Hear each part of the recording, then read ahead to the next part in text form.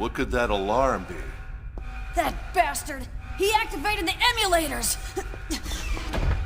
Let's get right to the point. I believe that if a game is not available for purchase on modern machines in reasonable working order, then you should emulate it for free without guilt. So here's a bunch of games I recommend that you try out. This is not an instructional video on how to emulate. You can find plenty of those on other channels. Also, if any of these games get re-released in some modern capacity after this video airs, I encourage you to please support the official release.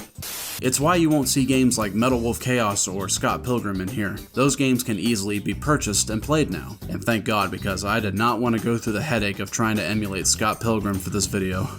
Let's start with one of my favorite gaming eras, the arcade, with an awesome game called Demon Front that plays a lot like Metal Slug. You can charge up your shots to fire an elemental attack from your familiar, or sacrifice it for a barrier that'll absorb a few hits. It was games like this that made me love the arcade. Colorful as heck with top-notch animation and satisfying run-and-gun action. Feeling something a little more slow-paced? Try 3 Wonders. You might remember this one if you ever played Capcom Classics Collection Volume 2. You get your choice of a run-and-gun side-scroller, a shmup, and a weird block-pushing puzzle game that I don't really care much for. The shmup has some pretty neat ideas, but it's the side-scroller that I always come back to. It's very reminiscent of Ghosts and Goblins in that you lose your clothes whenever you get hit. I'm pretty sure I saw this on Nick Arcade back in the day, and I was just utterly smitten with it. It's all about the colors, man. Go! Okay, there he is, the angel. He got zipped when he jumped on him, but he nabbed him with a sword. He picked up a couple hundred points. You want a game that's rife with cheap arcade bullshit? Then try Black Tiger, the kind of game that requires memorization to avoid all the booby traps and falling boulders. Pretty fun game, even if it is noticeably lacking in both black people and tigers. That's false advertising. I want my quarterback. Let's talk Metal Slug, a franchise that I love dearly, and one that hasn't been treated with the respect that it deserves. The Steam ports function well enough, but they have problems. There's noticeable input lag, and the music sounds like it's tripping over itself half the time. Mission complete. It doesn't sound like that in the arcade original. Mission complete. These games are really cheap though, so just to be fair, I recommend buying them on sale and just playing the ROMs on MAME. I much prefer this even with the lack of a rapid fire option. As for Metal Slug 4 and 5, well, I've got those right here.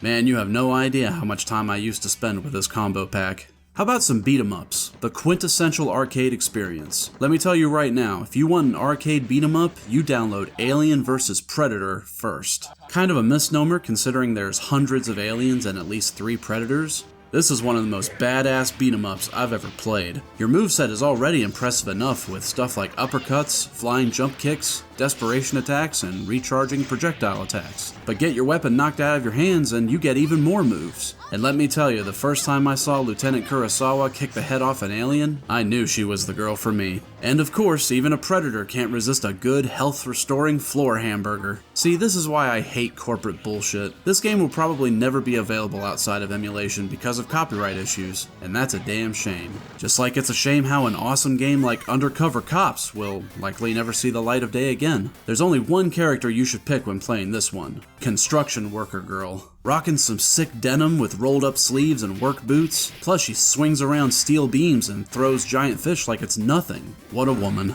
And hey, you know how beat-em-ups are always littered with food items to give you health boosts? Well, Undercover Cops takes that in a different direction. Still living lobster? Gulp. These guys are so hardcore they'll even eat live rats for health. Could have at least turned it into a burger first. This is a rat burger. By my understanding, the Simpsons arcade game was made available on PSN and Xbox Live, but go figure, not around anymore. Leave it to Konami to ruin a good thing. This is one that I actually got to play at a local bowling alley many times. Can't say the same for Cadillacs and Dinosaurs, a property that I know nothing about, but I do know that this is a pretty sweet beat-em-up. You know you're playing as a badass when you can do a flying jump kick out a 5-story window like it's nothing. First boss fight could be a little less tedious though. Here's a game called Ninja Baseball Batman. I don't think I need to say much more than that. Just go watch the Angry Video Game Nerd talk about it. To finish up on beat-em-ups, here's one I bet you didn't expect. It's Hook, based on the film where Robin Williams plays the role of Peter Pan. Can't say I've ever seen the film, but if it's anything like this game, I think I'd better give it a watch. It's pretty basic compared to a game like Alien vs. Predator, but it's very fluid and fun to control. I especially like knocking an enemy down and doing this jumping downward stab with Peter. That is some Zelda shit right there. Any of my subscribers can tell that I love a good shmup, and the arcade has no shortage of quality shoot-em-ups to dump quarters into, like Fever SOS, a cave shmup that surprisingly is not balls-to-the-wall difficult. Collect these falling, I don't know, I think they're disco fans or something, to rack up the points. It also has some pretty funky music, not that you'll be able to hear it over the cacophony of carnage.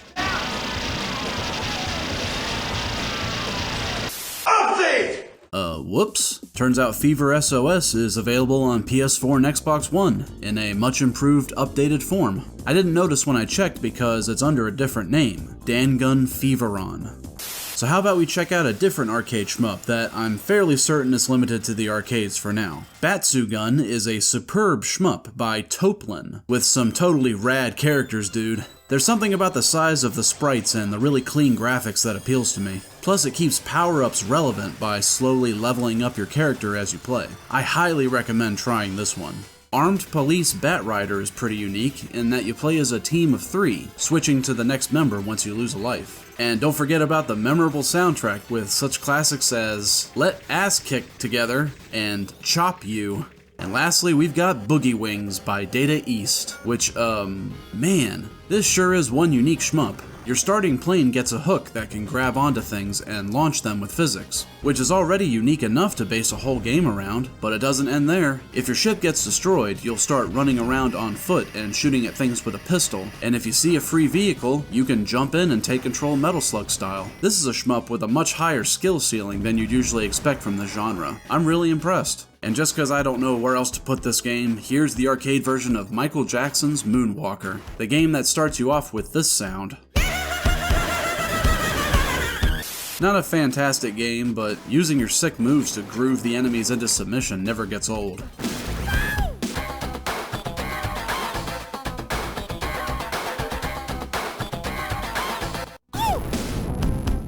I think I'm more partial to the Genesis version though. Let's switch gears to another era. Regrettably, I never got to experience the Dreamcast back when it was in its heyday, but let me tell you, the best part about making this video was finally getting to play all the Dreamcast classics that I missed out on. Games like Charge and Blast, a gallery shooter like Wild Guns that binds 3 different attacks to the face buttons that need to be charged before firing, and a fire button on the 4th. It's elegant in its simplicity, and I quite enjoy it. Though Announcer Lady gets real irritating real fast. Be careful not to destroy the power plant. Enemy ahead, get ready for battle. Terminate all enemies within the war zone. Charge ammunition. Shut the fuck up!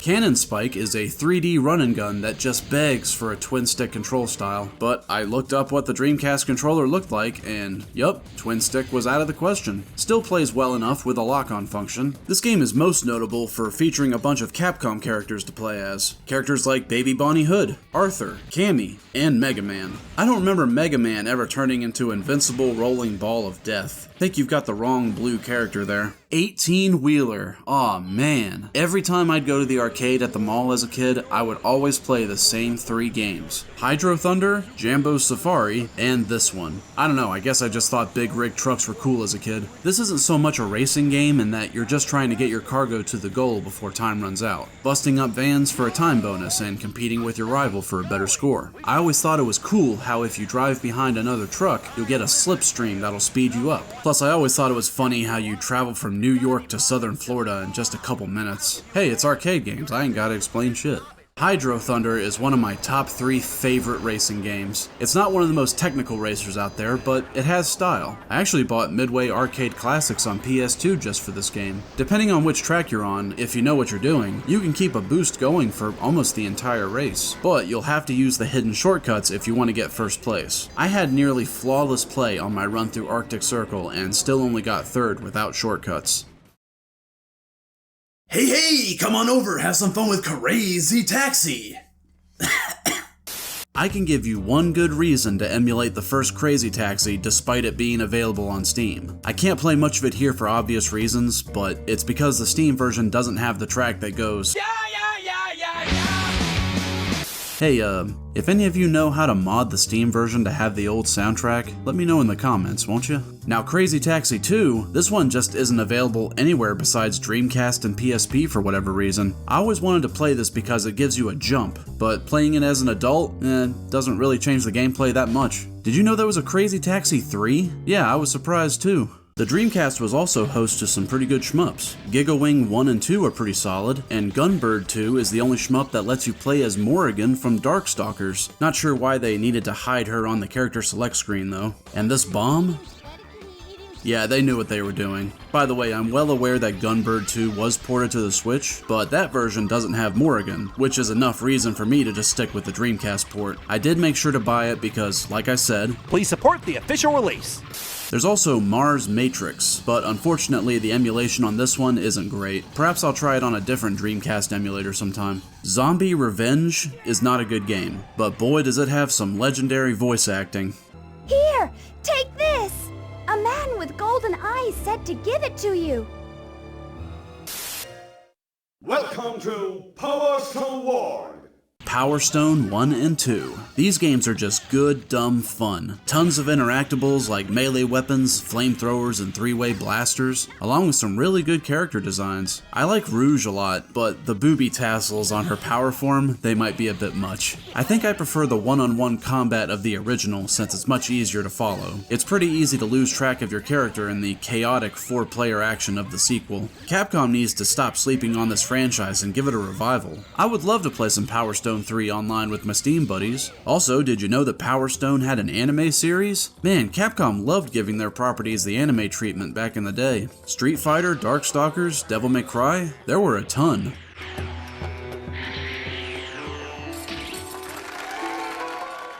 Let's get a little low-tech. The TurboGrafx 16, or PC Engine as I found most people prefer to call it, had some pretty great games. The Bonk series is very solid with plenty of weird shit that'll make you do a double take. Magical Chase is a cute little shmup with a pumpkin shop that reminds me of Trouble Witches on Steam. I wonder if there's any relation.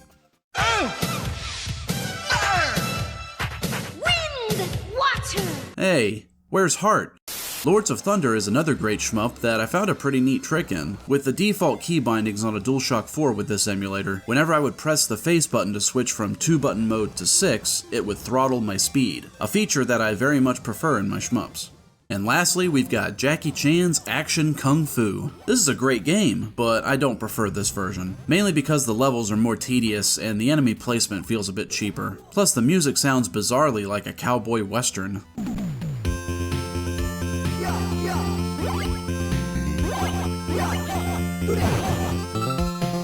If you want to play this, play the NES version. The music is much better and the difficulty is more balanced.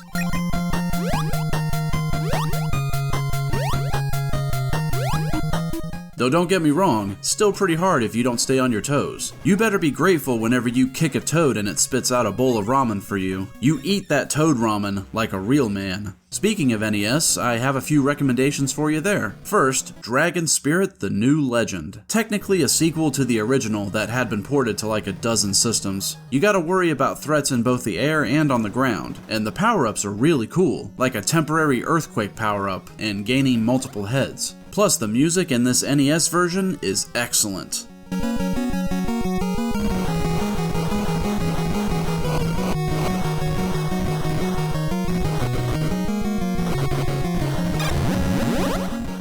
I used to play this all the time in college. It's one of my favorite shmups.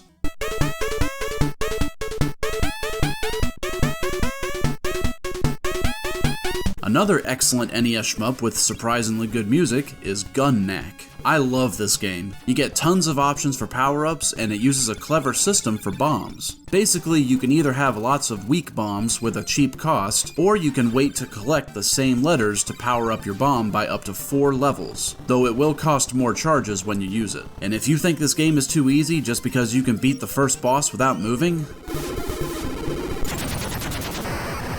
think again. I like to think of level 1 as the stocking up for the journey phase. Love me some Gun Knack.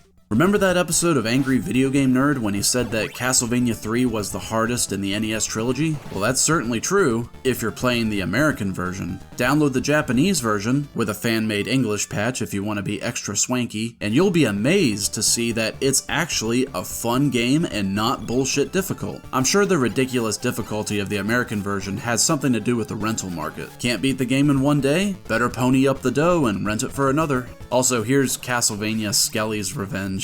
Taking it over to the Super Nintendo, where we have a true classic, Mr. Nuts. You see, in this game, you play as a squirrel, and you have to go to Woody Land to get your nuts back from this guy. That's probably the story, right? Real talk though, SNES, it had a lot of garbage side-scrollers, but this is not one of them. It's decent. Just like Magic Sword, a game where knowledge is power. If you know which item to have equipped with the right partner character, you can make certain sections a little easier. And you'll need that, because this ain't no SNES version of Turtles in Time. This game will kick your ass just like its arcade original. Another game that'll kick your ass, but is undeniably cool, Hagane, or Heigane, as I would call it as a kid because kids are stupid. You play as a cyborg samurai with a large selection of attack options, like a sword, shurikens, grenades, screen-clearing bombs, and this cool flipping maneuver that ends in a super attack if you can finish all 3 flips. You need some serious mental fortitude to get through this one, but it's nothing compared to the hard son of a bitch that is...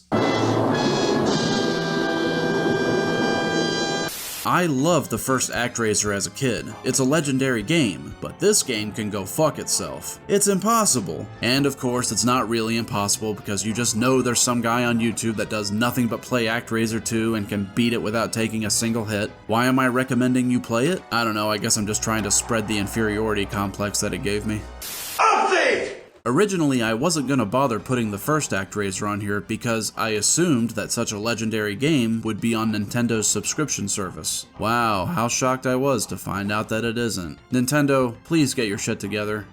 These games are too hard, man. How about something easy, breezy, and Japanesey?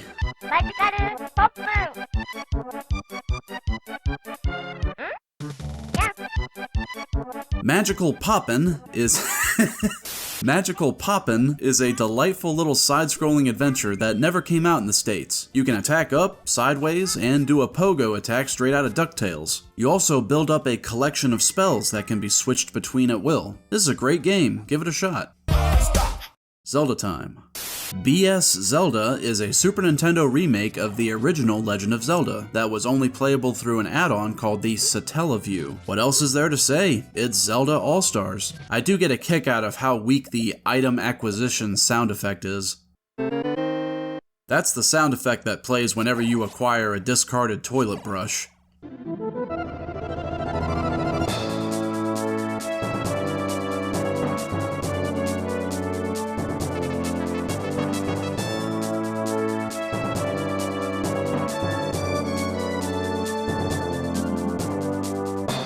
I don't know why Bahamut Lagoon never came out in the States, but it's a real shame that it didn't. This is a tactics style game with AI-controlled dragons that can be evolved into new forms. Sorry that I can't show you here because I'm having a few issues with this fan-translated ROM. Once I figure out the problem, I'll probably return to this game and give it its own video, because it deserves it. I saved the most interesting Japan-only SNES game for last. Dark Half is an NX-developed RPG where you play as the bad guy with his own cronies. The fallen one, Rukyu, cannot travel in the mortal realm without losing his soul power. Soul power that must be replenished, either by fighting enemies or, and this is kind of unprecedented for a Super Nintendo game, going to a village and killing everybody there for their souls. You literally go into a home and kill the mother of 2 children for her soul. I'm a 32-year-old man, and this was kinda shocking to me. And between walking around with a badass cape with shoulder pads, annihilating minor enemies with powerful spells like they're nothing, and receiving an armored monster to do your bidding, in my time playing this I couldn't stop hearing Dark Half, a game so dark that it never came to the States. Did you know that the Virtual Boy is surprisingly easy to play on an emulator? And I can recommend at least one rock-solid game to play on it. Virtual Boy Wario Land. Controls like a dream and looks great on a widescreen TV, as long as you change the colors to something that are not red and black. Go check out this video by Civi for a more detailed and entertaining review. Or you could waste your time playing Mario Clash, I guess. Hopefully somebody can offer some advice for this in the comments, because I have yet to find a PSP emulator that doesn't have significant input lag. It's why I'm so sad that I can't comfortably play Ultimate Ghosts and Goblins. This game has so much cool stuff, and I'm honestly considering buying a PSP just to play it, which ironically I hear is one of the best emulation machines you can get. Let's talk Game Boy Advance. I might be in the minority on this, but I think Metal Slug Advance is a really solid game. It looks okay and it plays just like the originals, with the exception of giving you a life bar instead of lives. Of course, there's the Sonic Advance trilogy, which still holds up today, with the second game being my preference. Why, you ask? Because you can play as Cream the Rabbit, and I think Some Call Me Johnny said it best. Because you're a fucking monster if you're not friends with Cream the Rabbit. Oh my god, she is just cuter than sin. Look at the bunny ears sticking out of her ball form. Doh. Klonoa Empire of Dreams is pretty good. Man, there's another franchise that's been getting slept on. You can't go wrong with the GBA Castlevania trilogy, and I think most people would agree that Aria of Sorrow is better than Dawn of Sorrow, the DS sequel. Okay, hear me out on this one. The GBA version of Donkey Kong Country is worth playing. It doesn't have the same kind of chill atmosphere that I like so much about the original, but it's a solid port with enough differences that make it fascinating to play. And no, I am not counting this really bad dancing minigame with Candy Kong. Oh god.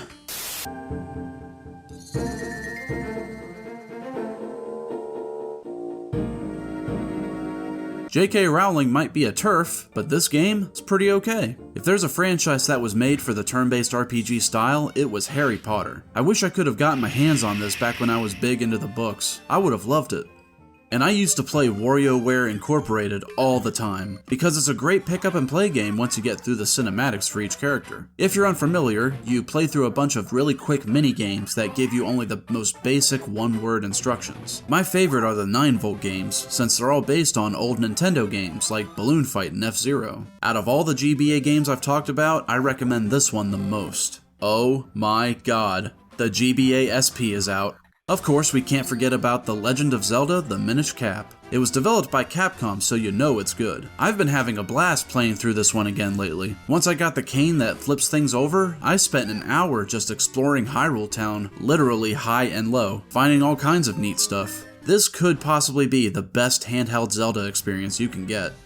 Remember the Game Boy Advance e-reader? A scanner with special cards that could add content to certain games? Well, thanks to Ant Dude, I learned that these cards added a bunch of unique levels to the Game Boy Advance version of Mario 3. And some of these levels are actually pretty tough by classic Mario standards. You can easily find a ROM with these levels built in, so give it a try sometime.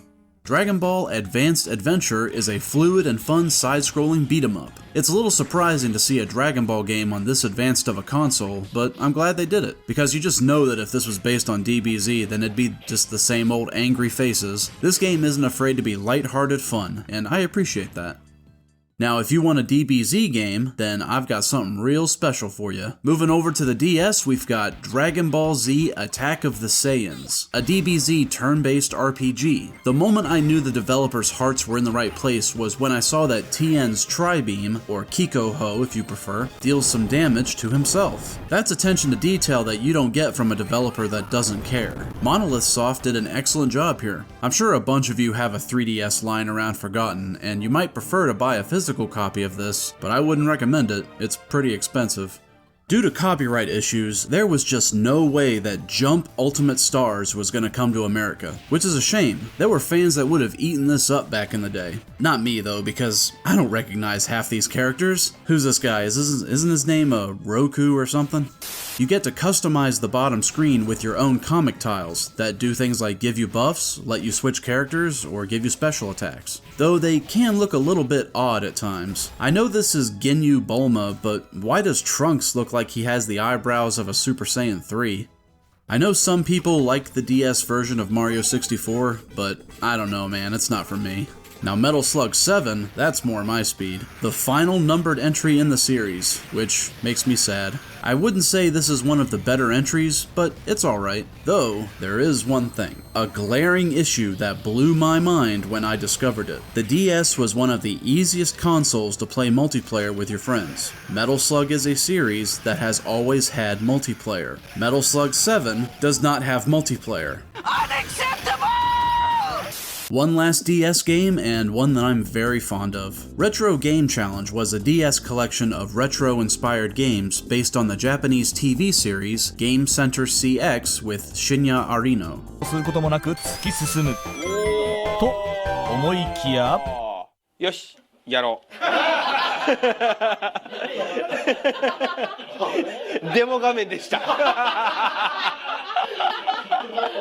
It was a great game filled with love for the history of video games, but of course, it didn't do well financially in the States, selling less than 100,000 copies in North America. This led to Retro Game Challenge 2 never receiving an official American release, something that seriously chived my taters. But that's okay, you can easily download a fan-translated ROM to enjoy, and that's just great because there is nothing I respect more than keeping the golden years of gaming alive. Thank God for emulation. Let's keep this handheld train going. I know there's a bunch of Game Boy Color stuff that Nintendo doesn't care about preserving, but there's only one that I want to recommend for now, and that's the Pokemon trading card game. I played this so much as a kid. The music is so nostalgic that it nearly brings tears to my eyes.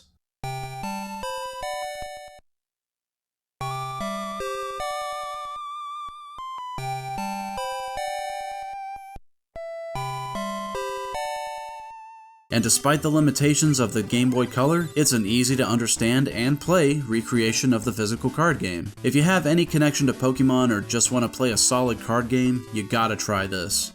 I always wanted a Neo Geo Pocket Color back in the day. That wish was never granted, but thanks to emulation, I can finally play Metal Slug First Mission, which, you know, it's alright considering the hardware it's on, but play Metal Slug Second Mission for the better experience. This one holds up pretty well today. I love how cute and compact these characters are. Sonic Pocket Adventure, the handheld Sonic game that easily beats the pants off the Game Gear titles. Every Sonic fan should try this one. And lastly, for Neo Geo, we've got SNK vs. Capcom Card Fighters Clash, the collectible card game that a member of staff for Electronic Gaming Monthly played for years to try and collect every card. I wonder if he ever managed it. There's also a DS version, but I played some of it and I wasn't a huge fan. Let's move on to Sega Genesis. Sega's done a pretty decent job with preserving some of their old classics and making them easily available through the Genesis Classics collection on Steam. But there's still some good titles that have gone forgotten, like Ristar, one of the most delightfully colorful Sega games that you can play outside of Sonic. Help the lovable Ristar on his mission to grab everything with his grabby hands and bash things in the face with his face. Great music, great graphics, this is a Sega classic. Phelios is a Genesis shmup that nobody has ever played besides me. Nobody. Because nobody ever talks about it. It's a really solid game with a chargeable shot attack that plows through lines of enemies in a very satisfying fashion. Plus, it has a strangely compelling reason to beat it, if you know what I mean. Save me quickly? That's not the only thing I'll do quickly, if you know what I'm saying. What did I just say? Who's the mouse on Genesis with killer tendency? M-I-C-K-E-Y-M-O-U-S-E. Who's the mouse with slow walk speed that's irritating me? M-I-C-K-E-Y. Castle of Illusion, starring Mickey Mouse, is widely considered to be a Genesis classic, and I agree. That's probably why it got a remake that's available on Steam, and one that's not half bad at all. It goes on sale for pretty cheap if you're interested. And then there's Zero Wing. Any internet boomer will be familiar with this one, or rather the meme that was birthed from it. As far as shmups go, it's kinda boring, but I think everybody should experience the game behind the meme at least once. Plus, the soundtrack is badass. Check out the metal cover by Mega Driver sometime. Time for some Nintendo 64. Word is that the Switch is getting some N64 games with its online service. We'll see about that, but for now, if you want to play the original Super Smash Bros. Just to experience a bit of history, emulation is the best way to do it. Hey, you want to see something awesome? Look up Smash 64 Combo Contest from GR Smash. Oh, you want for the weak! Oh, right in between the platform! Oh, it goes again! What the hell? Whenever we'd have a holiday free day back in high school, I always knew a few guys that would bring their N64 and play Rampage World Tour and Universal Tour together. I wasn't allowed to play with them because I was a massive loser at the time. But look at me now, I can play them all I want. I'm still a loser though. Man, I don't even know if these are considered good Rampage games or not. All I know is destroying shit is fun. Paper Mario has had a couple missteps over the years, but there's at least one entry that I can personally vouch for as still holding up today, because I beat the whole thing on an emulator about 8 years ago. The original Paper Mario is chock full of character and soul. It might not have the most compelling gameplay out of the series, but it's a pure experience untainted by the need to implement gimmicks in each new game. Check this out, I actually found the screenshot that I took of the ending. And yeah, it really was about 8 years ago. That was a good playthrough.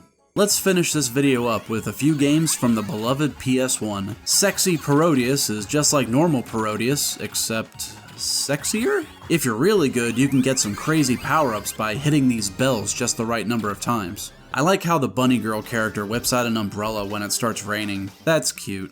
Remember that episode of JonTron when he talked about Harmful Park? Well, he didn't mention that it's actually a really fun shmup. 4 different attacks, each with their own power-up levels and bombs. I like how you can power up a weapon and switch to a new one to keep it from being reset when you die. And yes, this Frankenstein will flip you the double bird, and then lasers will come out. The mind boggles. And finally, we have a game that's grown into a sort of cult classic over the years. I don't even need to say what it is. It does that itself at least 100 times per playthrough.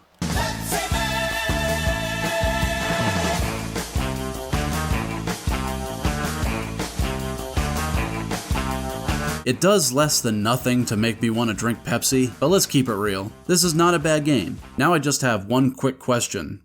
When are we getting Pepsi Man and Smash? For the record, I want to stress, I am not advocating for piracy here. Old video games are like exhibits in a museum. The difference is games were made to be played, and if you can't play them, well then it's like going to a museum but not being able to look at the exhibits. So please, give these games a try. But remember, please support the official releases should they occur.